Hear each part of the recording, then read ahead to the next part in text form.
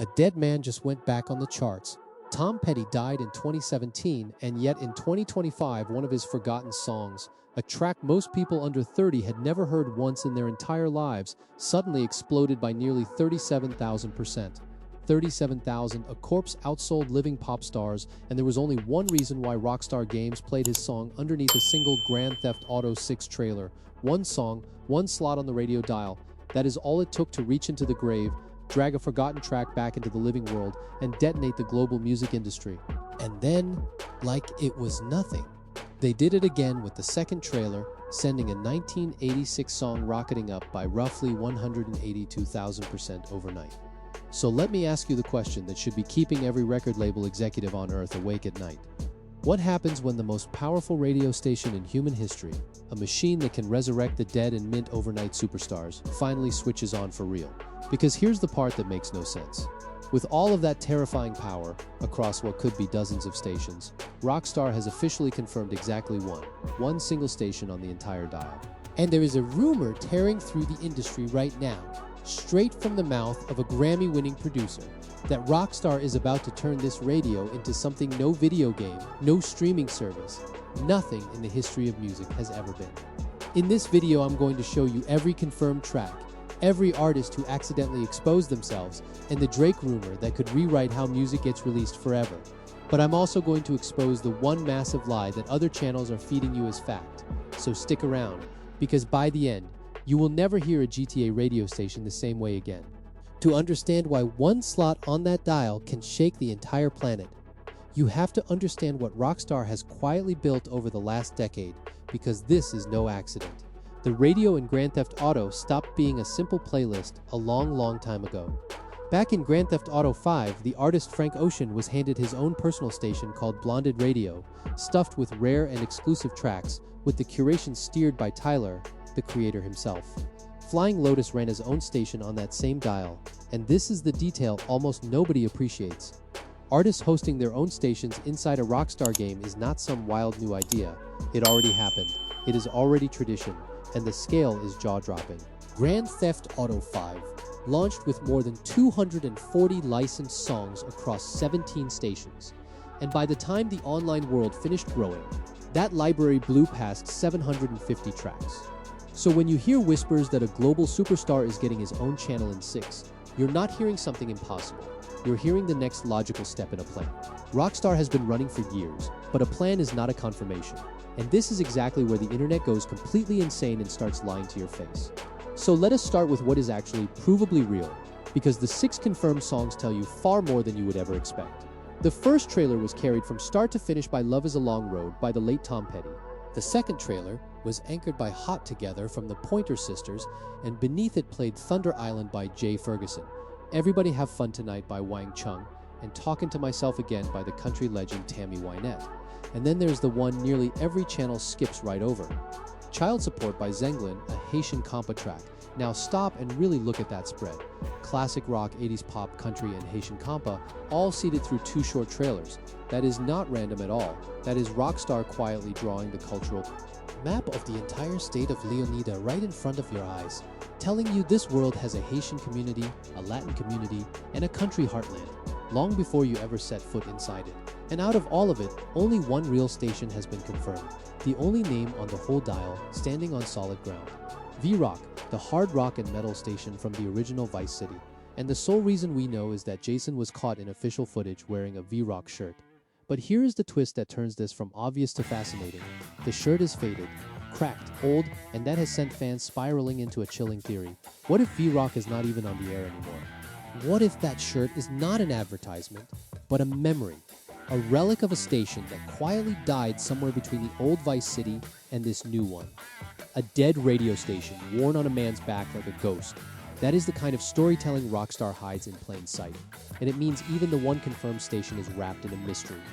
Now we reach the artists who could not keep their mouths shut, and these are far more believable than any random leak, because the musicians exposed themselves. T-Pain is one of the strongest cases, and the reason is almost too good. He revealed that working on Grand Theft Auto 6 actually cost him one of his hobbies, because he used to play on the fan-run no-pixel roleplay server, and Rockstar told him he had to stop since building the real game while playing the fan version of it was a direct conflict of interest. That is not a detail anyone invents. ScHoolboy Q openly replied on social media confirming his music would hit the 6 radio.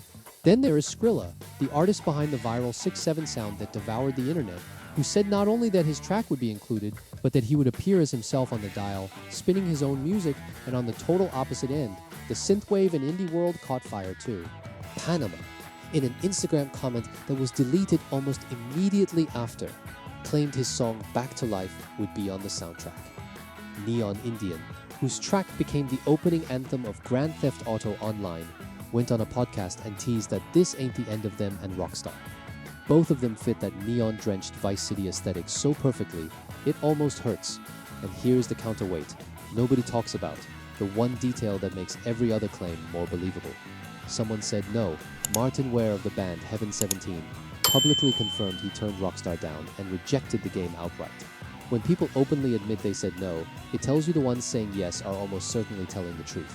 Which brings us at last to the biggest rumor of them all, the Drake station. And you need to know exactly where it came from, because the source changes everything. This did not come from Drake, it came from the legendary producer Jermaine Dupri, speaking on a podcast where he casually let slip that Rockstar had approached him, and that Drake has his own radio station inside Grand Theft Auto. But here is the part that transforms this from an ordinary rumor into something the industry has never seen. According to Dupri, Drake would be able to upload unreleased music directly into the game, songs that exist nowhere else on Earth, debuting inside Grand Theft Auto 6 before they drop anywhere else. Think about what that actually means. The radio would stop being a frozen playlist and become a living release platform, a place where the biggest artists alive premiere brand new music straight into a video game first, ahead of Spotify, ahead of radio, ahead of the entire world. That has never been done.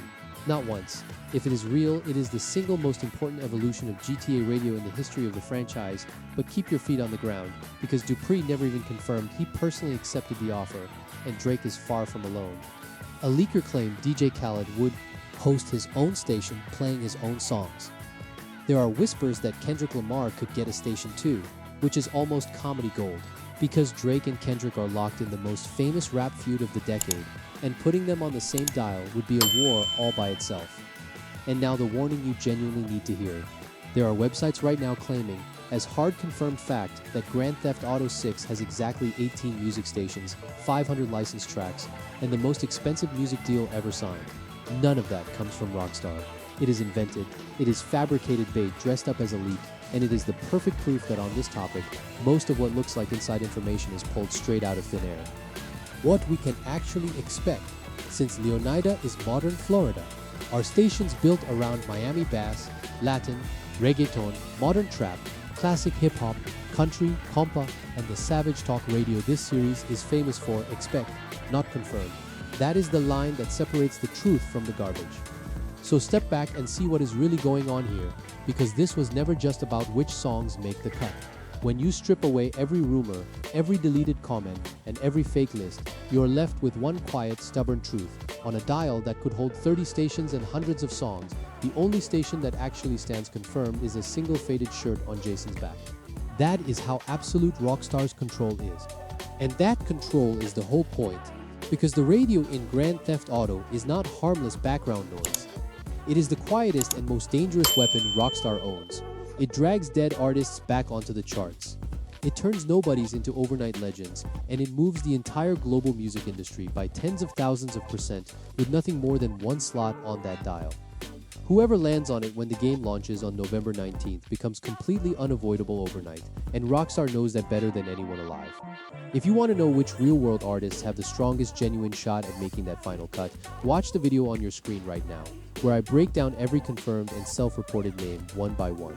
And subscribe, because the second Rockstar reveals a single official station, we are tearing apart every song, every host, and every hidden detail. First, right here.